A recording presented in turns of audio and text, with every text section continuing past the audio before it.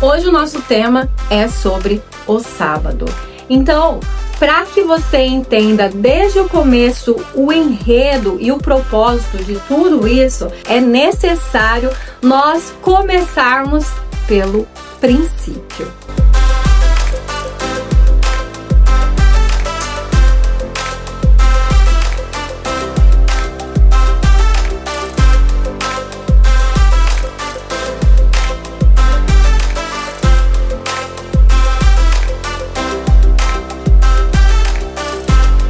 Bom, se você não me conhece, meu nome é Ellen Gabriela Marconde, seja bem-vindo ao meu canal. E hoje nós vamos abordar um tema um tanto polêmico. Vamos falar sobre o sábado. Sim, polêmico por quê? Porque para uns isso é ponto de salvação, para outros a salvação é pela graça. Muito bem, hoje nós vamos ver através da palavra de Deus o quão é importante você ter o conhecimento das Escrituras para que ninguém vos engane.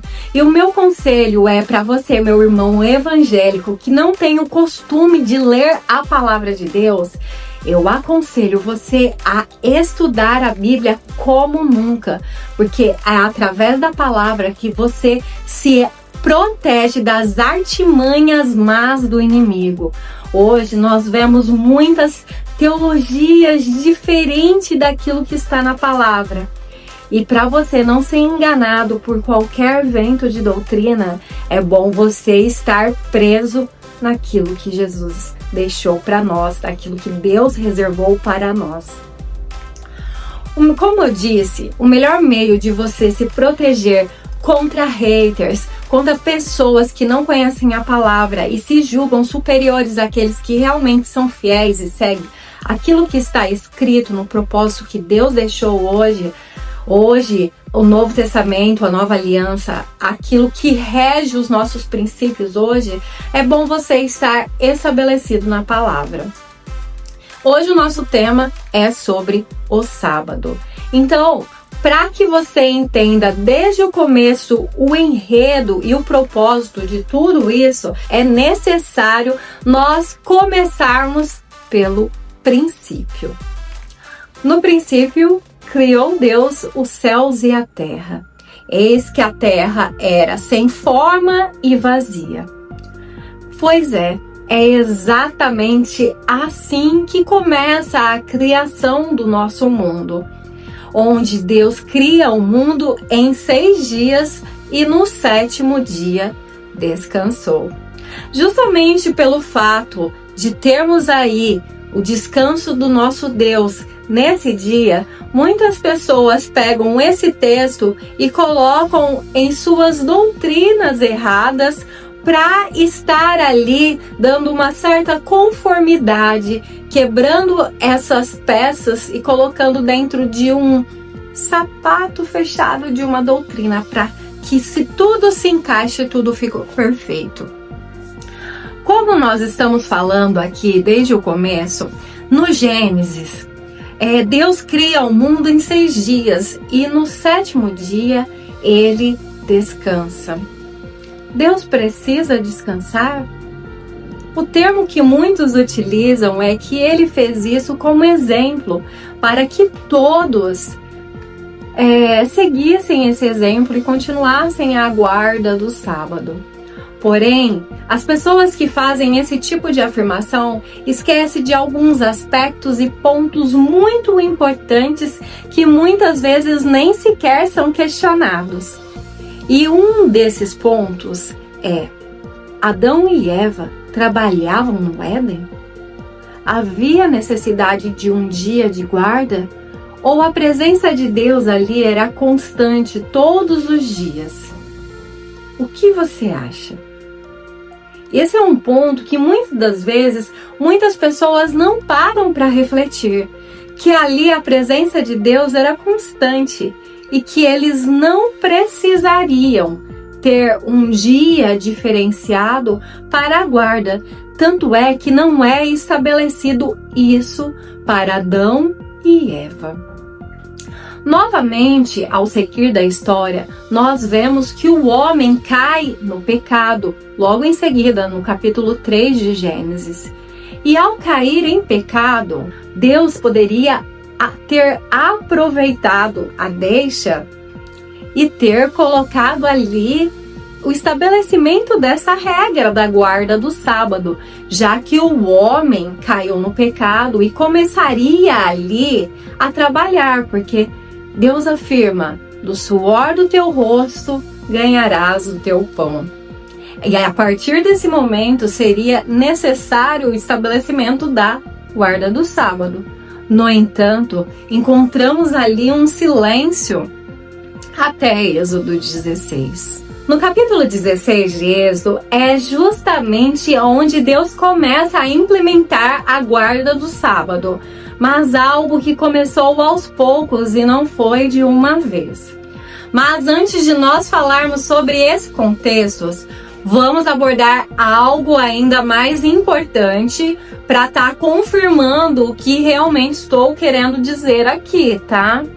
Vamos dar uma voltinha no tempo. Vamos voltar lá em Abraão.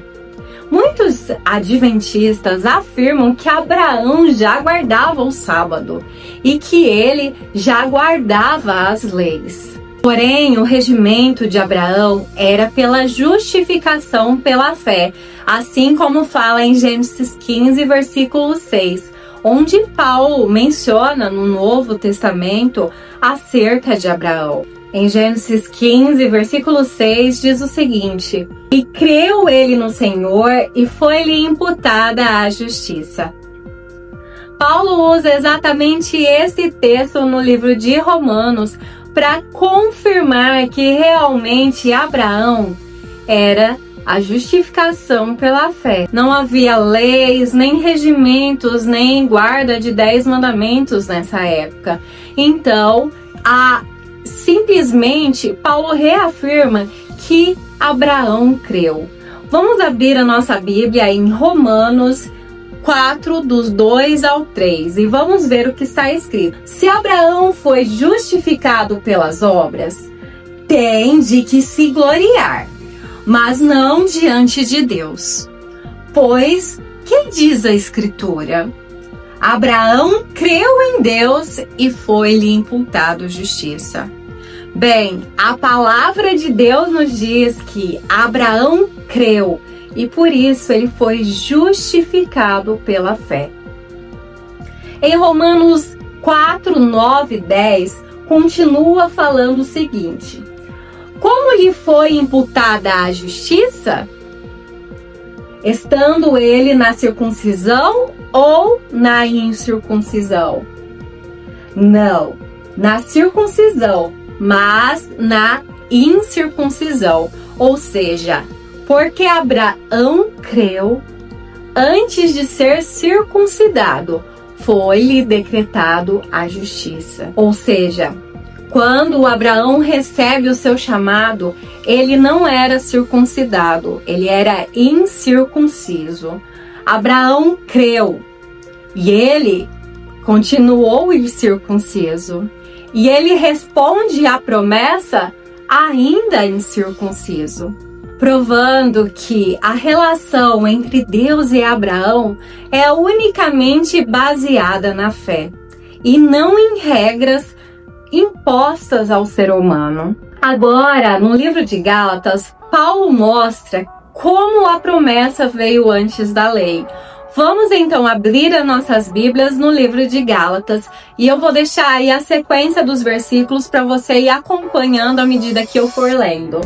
Gálatas 3,6 diz que, assim como Abraão creu em Deus, isso foi-lhe imputado como justiça, exatamente aquilo que estava escrito em Gênesis.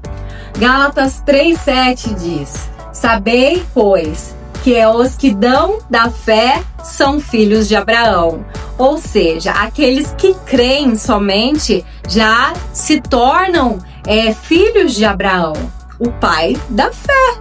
Olha só, esse texto é maravilhoso, gente. Vamos prestar atenção no que está falando aqui. Em Gálatas 3:8 diz o seguinte: ora, a Escritura, prevendo que Deus havia de justificar os gentios pela fé, ele justificou também, primeiramente, pelo Evangelho a Abraão. Ou seja, Abraão foi o primeiro na justificação pela fé. E ele foi o pai da fé. E pelo Evangelho ter chegado a ele, primeiramente pela fé, os gentios também se achegam pela fé. Paulo está deixando claro que há um outro tipo de regimento pelos gentios. Paulo diz que a promessa feita a Abraão já era o Evangelho antes mesmo da lei existir.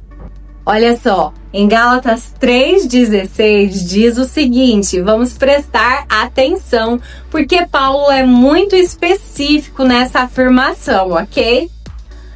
Ora, as promessas foram feitas a Abraão e a sua descendência.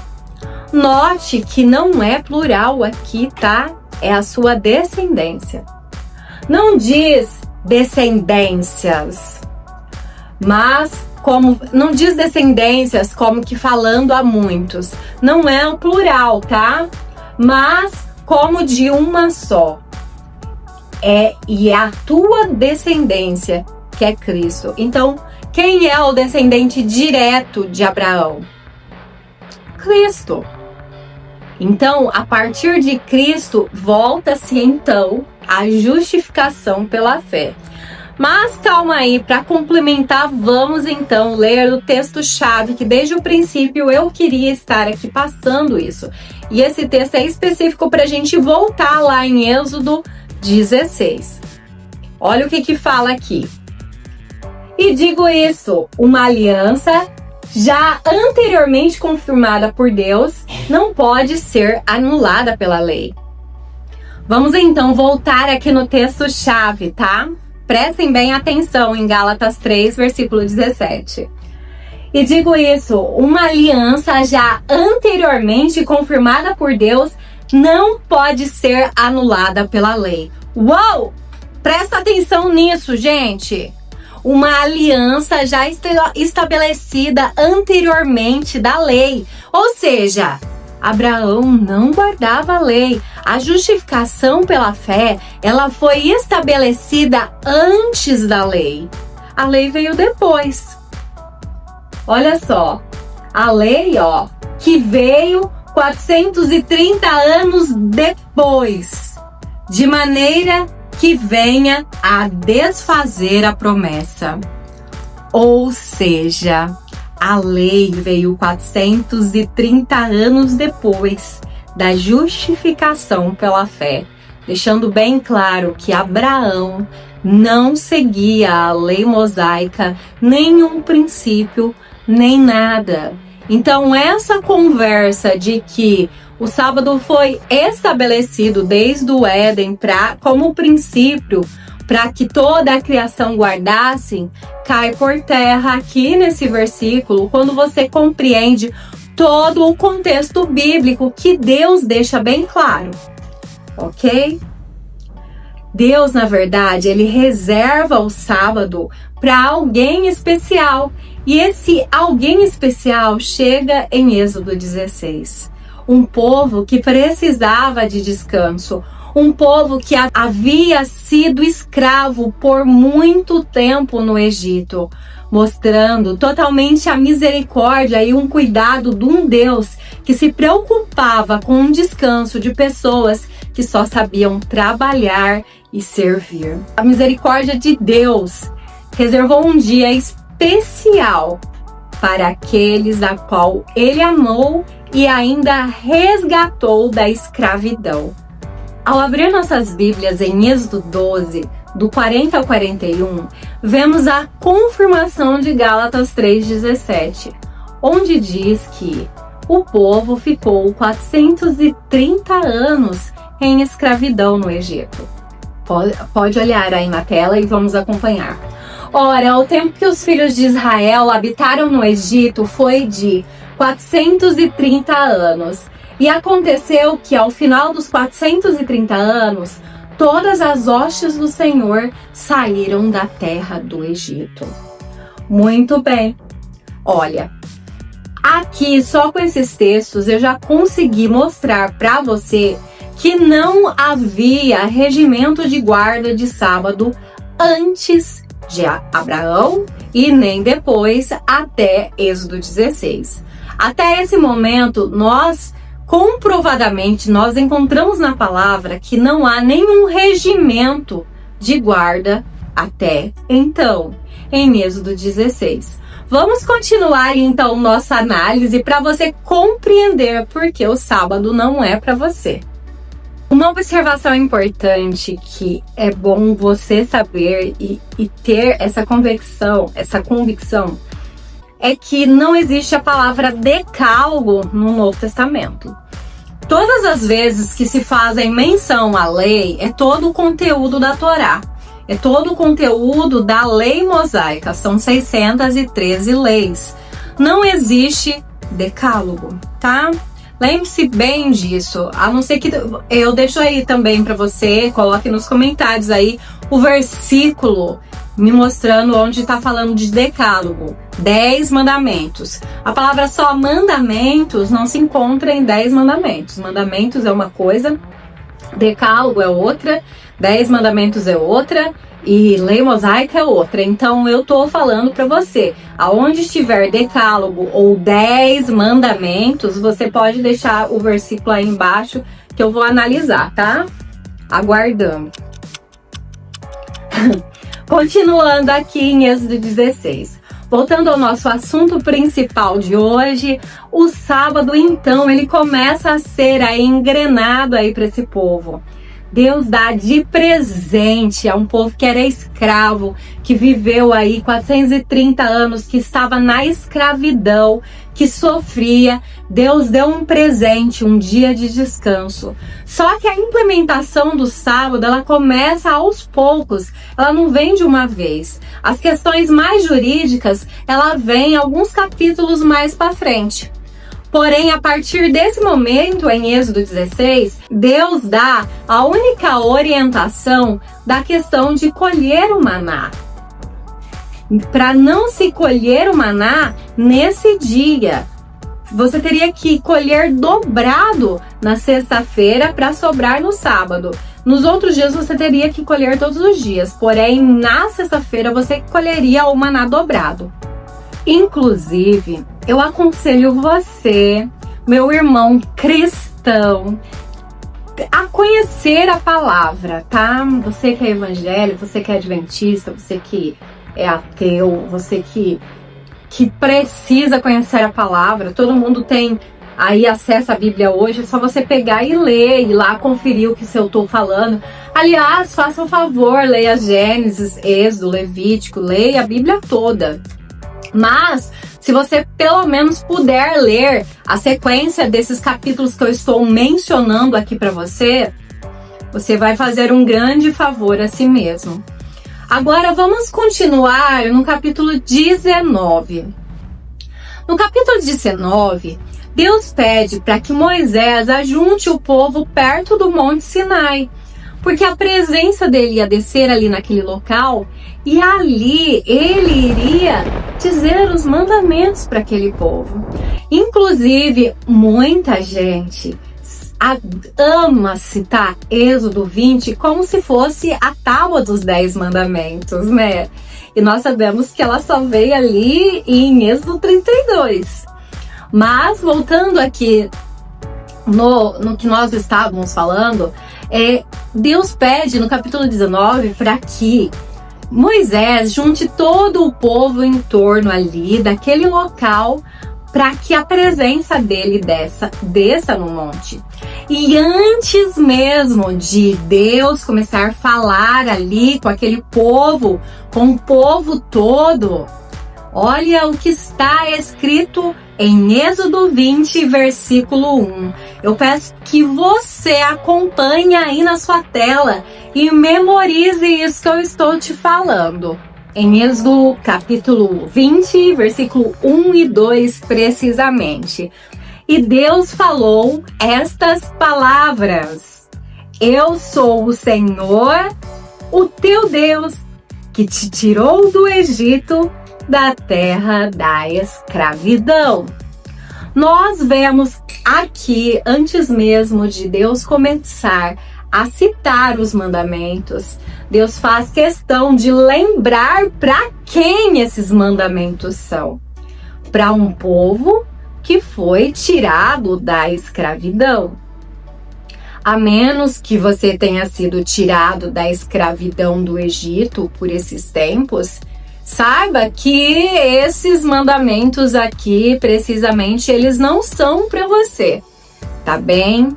E à medida que nós vamos lendo aí no capítulo 20, toda a menção, então, do conhecido decálogo, onde muitos se utilizam dessa passagem desse capítulo, nós, ao chegarmos no versículo 17, olha o que nós encontramos em Êxodo 20. Aqui nós encontramos aí o 10º mandamento, né? Não cobiçarás a casa do teu próximo, não cobiçarás a mulher do teu próximo, nem os seus servos, nem o seu boi, nem o jumento. E então, algo acontece. Na hora que Deus termina de falar esse mandamento, algo diferente acontece. Vamos ver o que aconteceu, então? Olhe para sua tela que nós vamos ler na palavra, no versículo 18 e 19. Vendo-se o povo diante dos trovões e dos relâmpagos e do som de trombetas e do monte fumegante, todos tremeram assustados, ficaram à distância e disseram a Moisés: Fala tu mesmo conosco e ouviremos. Mas Deus, não fale conosco, para que não morramos. Ou seja, o povo interrompe e pede para que Moisés continue falando com Deus, porque eles estão com muito medo de morrer fulminado ali naquele local. Ficaram apavorados diante da glória e da presença de Deus.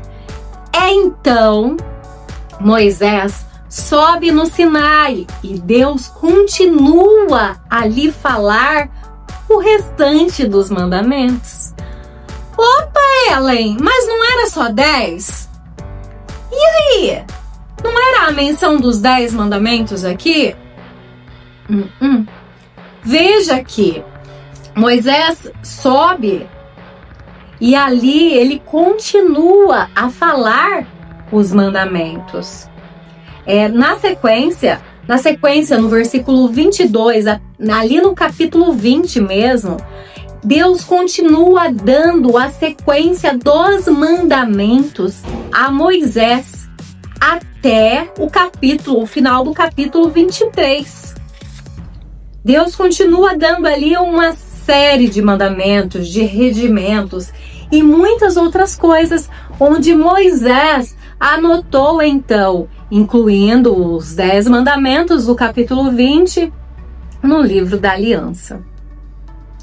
Pois é, aquela história que você ouviu, que todo o decálogo estava no Êxodo 20, aliás, aquela história que você ouviu das pedras, na verdade, Moisés ele não recebe ali no capítulo 20 essas pedras.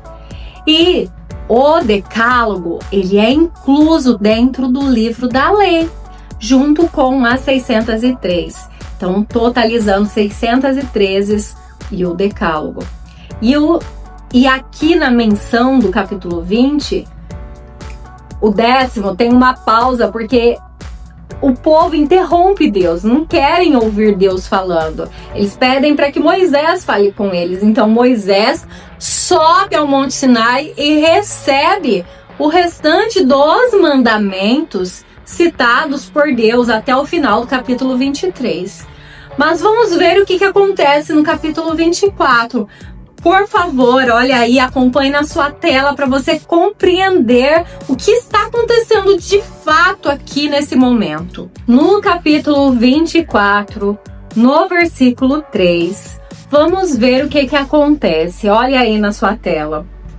Quando Moisés se dirigiu ao povo e transmitiu-lhe todas as palavras e ordenanças do Senhor, ele lhes respondeu em uníssono: faremos tudo o que o Senhor ordenou. Moisés então escreveu tudo o que o Senhor dissera. Na manhã seguinte, Moisés levantou e construiu um altar ao pé do monte. Ergueu 12 colunas de pedra representando as 12 tribos de Israel. Em seguida, enviou jovens israelitas que ofereceram sacrifício e holocausto como comunhão ao Senhor. Moisés colocou a metade do sangue em tigelas e metade derramou sobre o altar. Em seguida, leu o livro da aliança para o povo e eles disseram: faremos fielmente tudo o que o Senhor ordenou. Então Moisés asperge o sangue no povo, selando a aliança.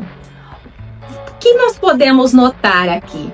Que essa antiga aliança que foi estabelecida no Sinai, que veio aí, que muita gente acha que é só 10 mandamentos, são muito mais mandamentos. Não são só 10, são 613. Só que até esse momento foram estabelecidos apenas alguns desse livro da lei. Nós sabemos aí que durante todo o Pentateuco, muitos mandamentos são anexados nesse livro da lei à medida que o nosso Senhor ia pedindo para que Moisés anexasse todas as regras, leis civis, leis comportamentais, leis de alimentação, que são as leis dietéticas, mas não havia separação. Tudo isso era composto de um único livro da Torá. Todo esse contexto, toda essa aliança estabelecida foi posta dentro de um pacote só. Então, o decálogo não é algo isolado. Os 10 mandamentos é algo físico, uma representação do papel escrito. Vamos lá. Quando nós nos casamos aí no civil, quando você se casa lá no civil, você recebe aí a certidão de casamento. Vamos classificar isso como se fosse o livro da lei. E aí, o que você dá para sua esposa? Você dá a aliança, né? A aliança de compromisso que você tem com ela. Essa é as tábuas dos 10 mandamentos. É a forma física daquilo que já estava no papel, escrito pelo próprio dedo de Deus, mostrando que Deus aprovava aquela aliança. O resumo das 603 leis era o que significavam os 10 mandamentos. Era apenas um resumo de toda a lei mosaica. Não é que era algo melhor porque foi escrito por Deus, porque todos os mandamentos foram citados por Deus a Moisés, mas era uma aprovação direta de Deus de que aquela aliança estabelecida no capítulo 24, selada com sangue ao povo, havia sido aprovada por Deus. No entanto, ao subir novamente no monte para receber essas tábuas, no capítulo 32 de Êxodo 20, nós encontramos ali o recebimento que Moisés tem das tábuas para estar levando ao povo. Mas ao mesmo tempo que Deus está passando as tábuas para Moisés, depois de ter ficado 40 dias lá no monte em jejum, na presença de Deus, Deus então lhe concede as tábuas. Deus faz um alerta: olha, aquele povo tá fazendo bagunça lá embaixo. Eu vou matar todos eles.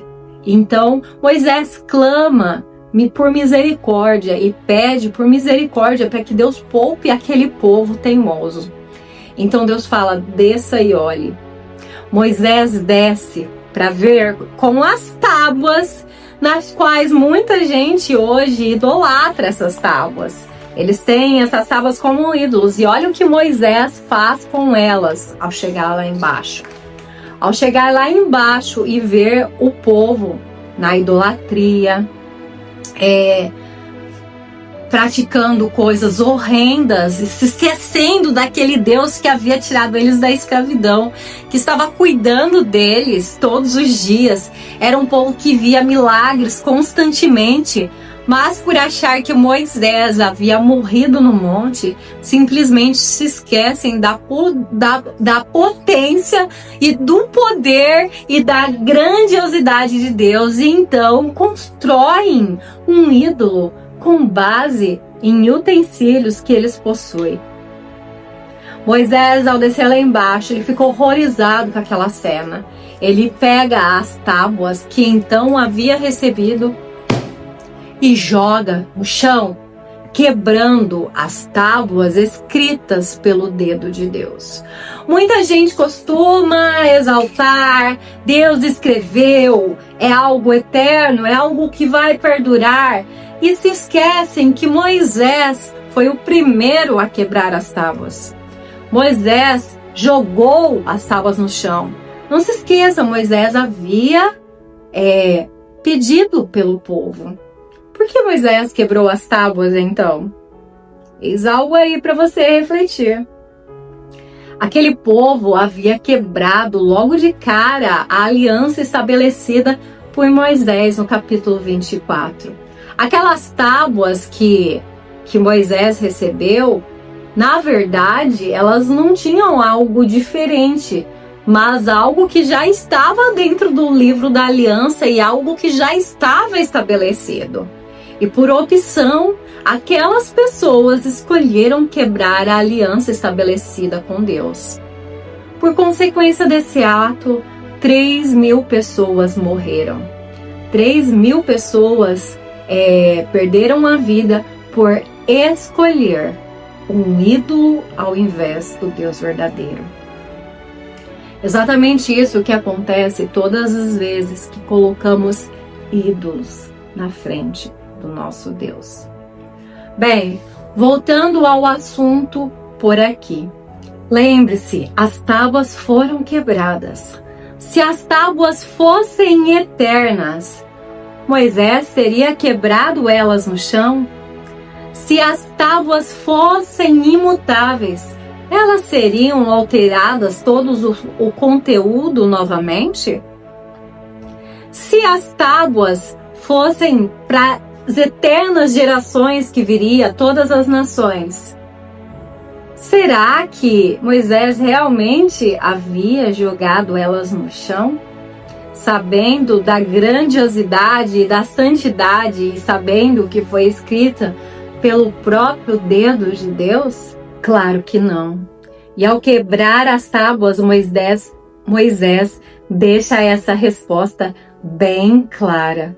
O que você não sabe, meu irmão, é que no capítulo 34, novamente, Deus chama Moisés ao Sinai. E olha o que lhe acontece. Ele passa novamente a escrita das tábuas para Moisés, só que com algumas alterações. Permita-me ler para você. Vamos aí, acompanhe na sua Bíblia, tá? Para você conferir que a palavra de Deus, ela é verdadeira e ela não mente. Não farás aliança com todos os outros povos. Isso está em Êxodo 34, versículo 12. Guarda-te de fazeres alianças com moradores da terra. 2. Derrubarás os altares deles. Êxodo 34, 13. Mas derrubareis os seus altares, quebrareis as suas colunas e cortareis os seus bosques. 3. Não adorarás outros deuses. Êxodo 34, 14. Porque não adorarás outros deuses, pois o nome do Senhor é zeloso. 4. Não farás pacto com eles, nem comerás dos seus sacrifícios. Êxodo 34, 15. 5. Não tomarás suas filhas para teus filhos. Êxodo 34:16. Ah lá, meu irmão, isso que é julgo desigual, tá? Quando você tem um Deus verdadeiro, você não deve se unir com pessoas que não servem o seu Deus, ok? Êxodo 34:17. Não farás para ti deuses de fundição. 7. Guardarás as festas de pães de asmo. 34:18. E todo o primogênito é meu. Êxodo 34:19-20. O 9, guardará 6 dias de trabalho e o 7º descansará. Leve colheita e cega. Êxodo 34:21. Note, não é o sábado moral do capítulo 20, é outro diferente, mas uma versão mais agrícola, ligada às festas e ao trabalho do campo. Tá? E o 10, guardarás as festas semanais e as colheitas. Êxodo 34:22.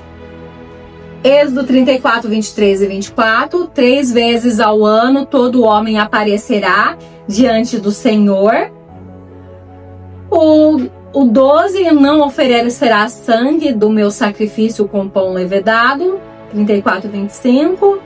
E o 13, não deixarás ficar até pela manhã nada na festa de Páscoa. Êxodo 34:25. É a segunda parte. As primícias da terra trarás à casa do Senhor. Êxodo 34:26. E Êxodo 34:26 também fala: não cozinharás cabrito no leite da sua mãe. Nós vemos aqui algumas complementações, tá? Que foram anexadas também aí ao decálogo, um pouco diferente do original já estabelecido. Então, no verso 28, diz o seguinte, que Moisés ficou ali com o Senhor 40 dias e 40 noites, sem comer o pão e sem beber a água, e escreveu nas tábuas as palavras da aliança, os 10 mandamentos. Ou seja, esses 10 mandamentos eles já eram um pouco mais diferentes, ele já tinha mais algumas observações, e nós sabemos que essas coisas eram anexadas no livro da lei, porque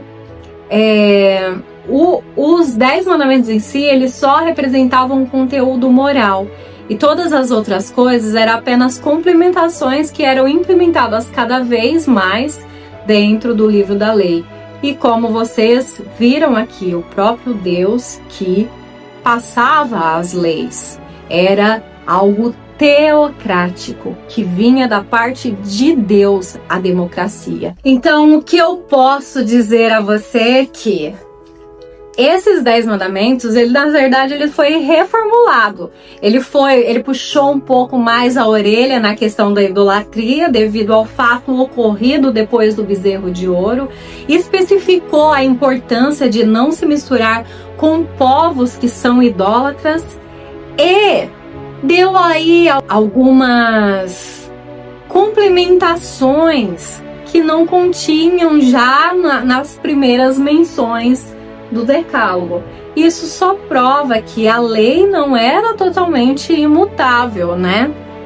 Que a lei ela poderia se adequar de acordo com as situações ali estabelecidas. O decálogo ele é parte de um pacto histórico e não universal. E nós podemos ver a confirmação disso em Êxodo 31:15. Aliás, eu vou deixar aí algumas passagens de Êxodo 31 para você confirmar o que eu estou falando. Êxodo 31:13 diz o seguinte, acompanha aí na sua tela. Tu, pois, falarás aos filhos de Israel, dizendo, certamente guardareis os meus sábados, porque isso é sinal entre mim e vós. Lembre-se que Deus está falando que Ele está tirando o povo da casa de servidão. E aqui, novamente, Deus está lembrando eles do quê? Daquilo que foi estabelecido. Isso é um sinal. É um sinal entre Deus e aquele povo. E vossas gerações. Geração, povo israelita. Para que saibais que eu sou o Senhor que vos santifica. Aqui Deus diz que ele está falando dos filhos de Israel. E qual é a função do sábado no sinal da aliança com Israel? Não é um sinal com o gentil, é um sinal exclusivo com o povo de Israel. É um sinal que mostra que aquele povo é separado, que aquele povo é diferente, que aquele povo é propriedade exclusiva dele. Êxodo 31, 16 e 17 diz o seguinte: os filhos de Israel guardarão o sábado. Entre mim e os filhos de Israel será um sinal para sempre. Porque em 6 dias fez o Senhor os céus e a terra, e o 7º dia descansou e tomou fôlego. Vocês viram para quem que foi guardado o sábado na criação? O sábado foi guardado exclusivamente para alguém que viria gerações e anos depois, para um povo exclusivo que foi tirado do Egito, um povo que estava na escravidão, um povo que precisava de descanso e precisava compreender que Deus poderia trazer o descanso, a provisão, o cuidado, porque Deus estava fazendo de tudo, assim como uma galinha junta os pintinhos debaixo das asas. Assim Deus estava cuidando exclusivamente daquele povo. Em Deuteronômio 5,15 encontramos mais uma afirmação, lembrando da importância do sábado para Israel. Vamos lá, acompanha aí. Lembra-te que foste servo na terra do Egito, e o Senhor teu Deus te tirou dali com a mão forte, pelo que o Senhor teu Deus te ordenou que guardassem o sábado. Olha só aqui nós podemos ver várias afirmações de que o sábado ele é um sinal exclusivo do povo de Israel, é um presente dado por Deus a essa geração aí, a essas pessoas que ficaram presas, a essas pessoas que cresceram muito, né? Descendentes de Jacó, a essas pessoas exclusivas que Deus havia cuidado com suas próprias mãos. Nós encontramos também em Ezequiel 20, no versículo 12 e no versículo 20, algumas afirmações também sobre a questão da guarda do sábado para aquele povo exclusivo. Vamos acompanhar aí na tela. Também lhes dei os meus sábados, para que servissem de sinal entre mim e eles, para que soubessem que eu sou o Senhor que os santifica. Ezequiel 20:20 diz: santificai os meus sábados e servirão de sinal entre mim e vós, para que saibais que eu sou o Senhor teu Deus. Lembrando que aqui Deus está falando diretamente ao povo de Israel. Tá? Deus está falando com aquelas pessoas dentro daquele contexto e não é para você hoje.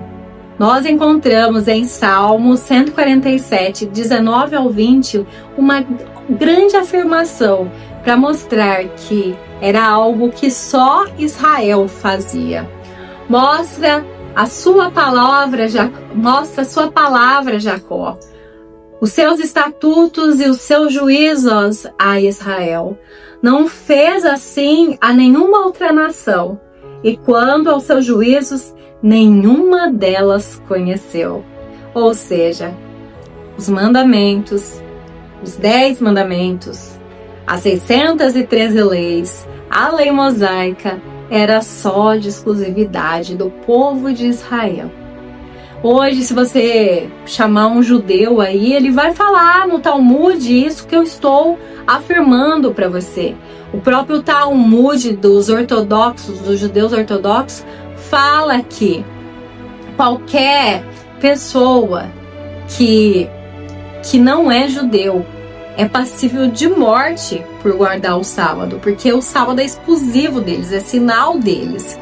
E aí vem você querer guardar o sábado. Em Romanos 9, versículo 4, Paulo confirma isso que eu estou falando para você. Olha o que diz: são os israelitas que lhes pertencem a adoção, e a glória e as alianças, e a lei e o culto e as promessas, tá?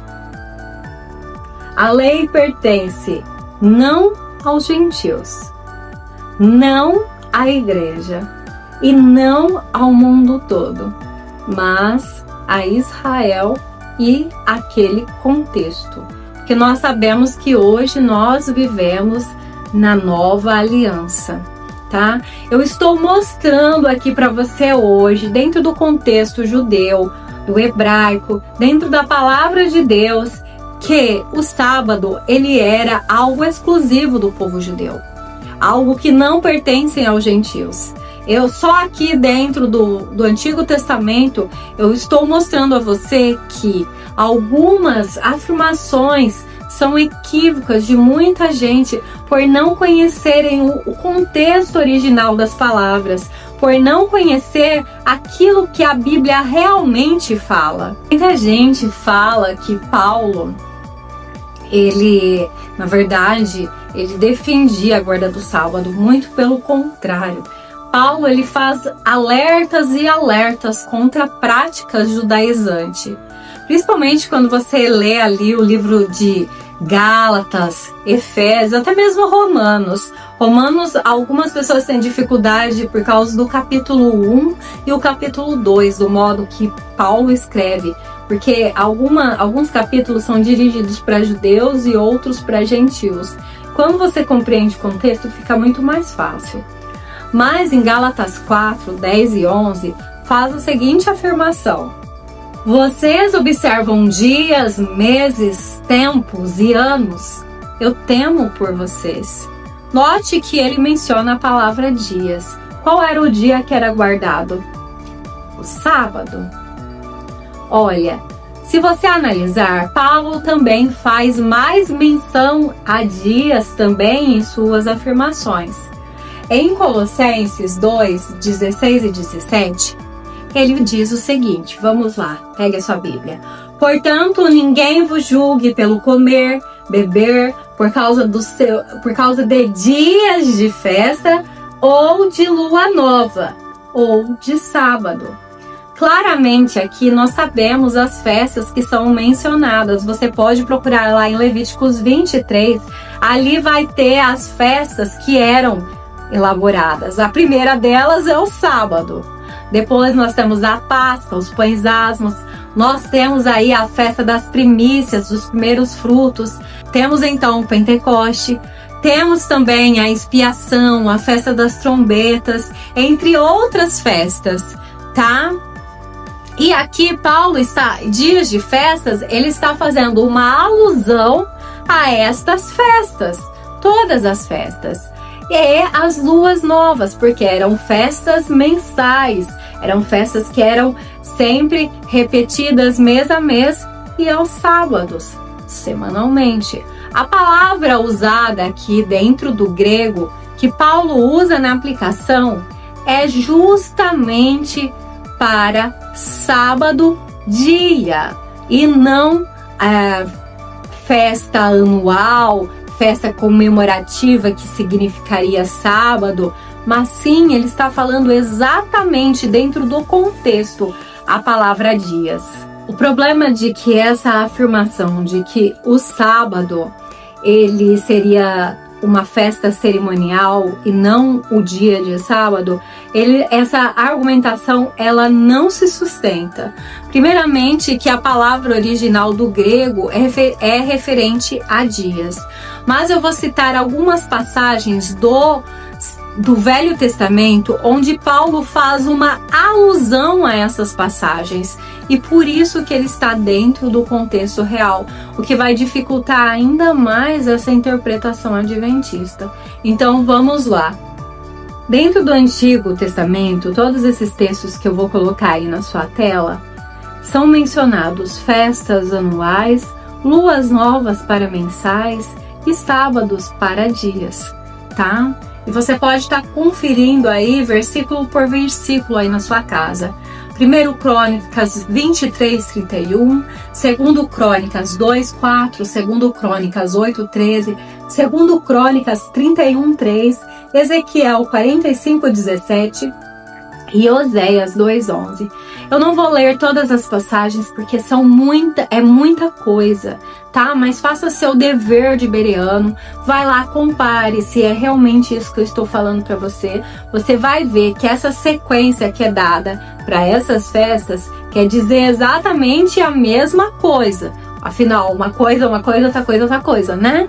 Se nós já estamos falando de festas anuais, festas lunares e sábados, nós não estamos falando que é outra coisa. Essa é a lógica da coisa, né? Dentro dessa lista que eu te mostrei, os adventistas não têm um versículo da Bíblia que prove essa teoria que eles afirmam, que o sábado é, na verdade, uma festa cerimonial. Essas festas cerimoniais que eu falo, ano sabático e assim vai, o tempo que eles deixavam a terra descansar, daí 7 anos, é essa referência que eles fazem. E não temos nenhum versículo que prova essa contestação. Agora nós vamos ver o problema do grego, porque que não se encaixa dentro da língua original. Vamos fazer a exegese bíblica para ficar bem mais claro aí na sua cabeça, para você ver que é totalmente fora de contexto essa afirmação que eles fazem. Ou seja, nós já mostramos os textos com referência como base, agora nós vamos fazer uma análise da palavra para uma melhor compreensão do texto. Pode olhar aí na sua tela, tá bem? A palavra para festas é uma, para lua nova é outra. Vocês podem ver que eu coloquei aí no grego original. Eu nem fiz a transliteração da fala para evitar problemas aí na hora de eu estar mencionando. E os sábados semanais. Essas são as palavras que usa para semana. Essa é a fórmula exata e a mesma usada aí nos versos acima. Na Septuaginta, que é a tradução grega do Antigo Testamento, no hebraico da Torá, na literatura rabínica, não existe uma categoria de sábado cerimonial distinta do sábado semanal.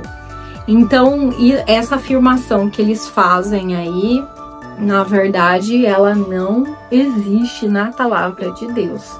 O terceiro problema dessa afirmação é que a palavra sabaton, que é essa palavra grega aí mencionada, sabaton está na transliteração, tá, gente? Sempre inclui sábado semanal, nunca é usada para sábado cerimonial. Sempre padia, e dentro de todos os contextos já mencionados acima. Outro problema nós encontramos aí na afirmação. Em Hebreus 4, nós encontramos aí eles chamando o sábado de sombra. Ali, o autor chama o sábado de sombra daquilo que realmente representa Jesus, o verdadeiro descanso. E assim como Paulo já havia mencionado em 2 Colossenses 2, 17 e 18, que o sábado era uma sombra, ou seja, sábado está encontrado junto com a lei cerimonial, tá? Mesmo que sendo semanal, ele está ali encontrado junto com os cerimoniais, e tudo fecha com o que Paulo fala e com o que está escrito em Hebreus 4. Mas se tudo isso ainda não é suficiente para você, meu amigo, Hebreus capítulo 7 diz: havendo mudança de sacerdócio, há mudança de lei. E nós sabemos que Jesus é o nosso sacerdócio de hoje. E ali a lei referida é toda a lei de conteúdo mosaico. É nomos, não entole. Para você que não sabe a diferença de nomos e entole, eu sugiro que você procure aí no grego. Nomos significa a lei mosaica e a entole são os ensinamentos de Jesus. Não nos esqueçamos também que Paulo está combatendo o judaísmo e não o gnosticismo, tá? Porque naquela época o gnosticismo ainda não existia. Ali naquela época Paulo está combatendo diretamente as heresias judaicas que eles queriam aplicar no povo gentil. Queria que eles carregassem um peso que não era deles, como que já estava mencionado em Atos 15. E Paulo chama a atenção justamente para as seguintes coisas: comidas, bebidas, festas, luas novas, sábados, ordenanças, mandamentos de homens, culto de anjos, asceticismos, regras de não tocar, não provar, não pegar.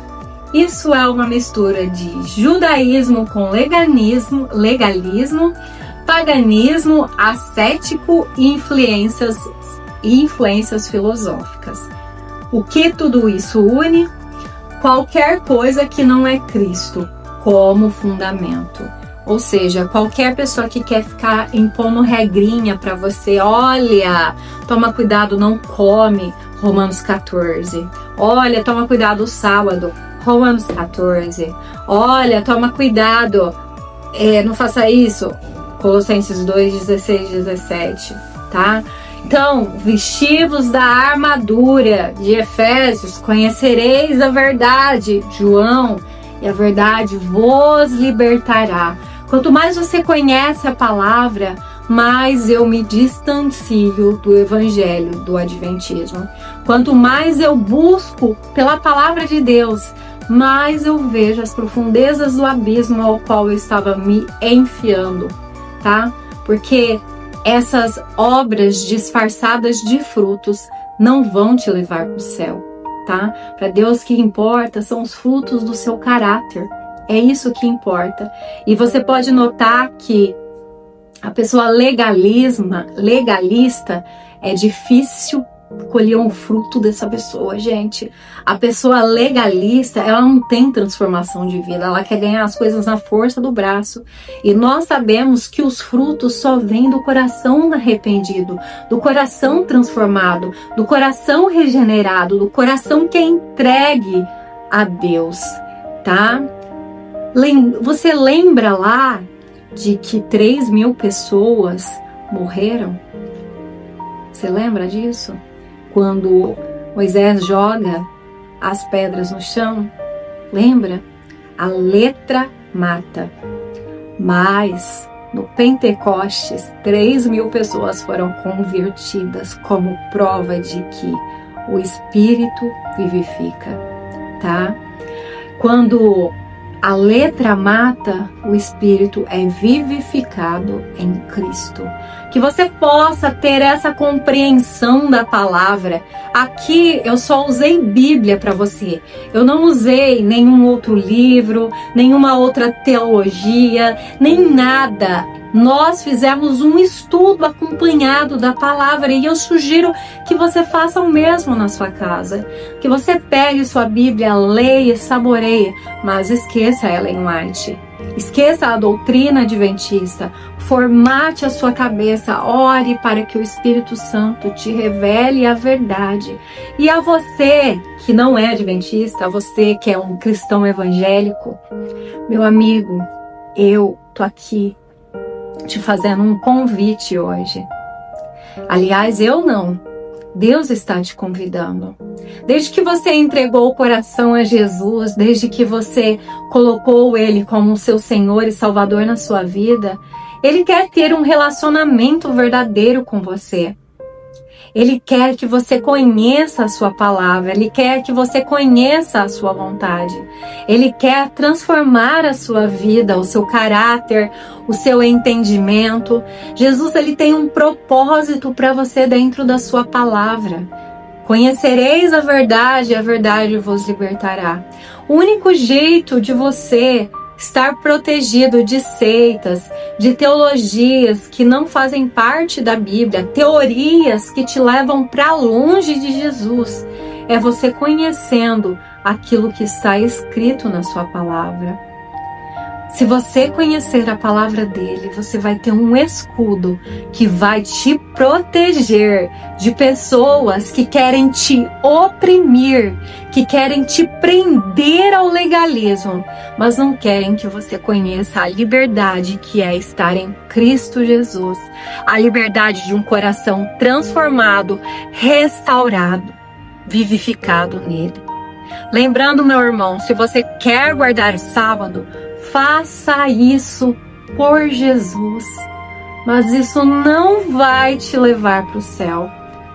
Não julgue quem não guarda, porque nós temos o entendimento, segundo a palavra de Deus, que Ele já fez tudo por nós. Jesus diz: vinde a mim todos os que estáis cansados e sobrecarregados, que eu vos aliviarei. Porque o meu jugo é suave e o meu fardo é leve. Jesus é o nosso sábado. Jesus é o nosso descanso. Assim como está no capítulo de Hebreus, assim como está em Hebreus capítulo 4. Tá? A pessoa que medita na palavra de Deus, ela não é enganada, ela não é passada para trás. Eu sugiro que você leia o Novo Testamento, medite todos os dias da sua vida. Ellen, mas o Antigo não é importante? Eu acho que você percebeu que eu mencionei só o Antigo Testamento aqui, a maior parte do tempo.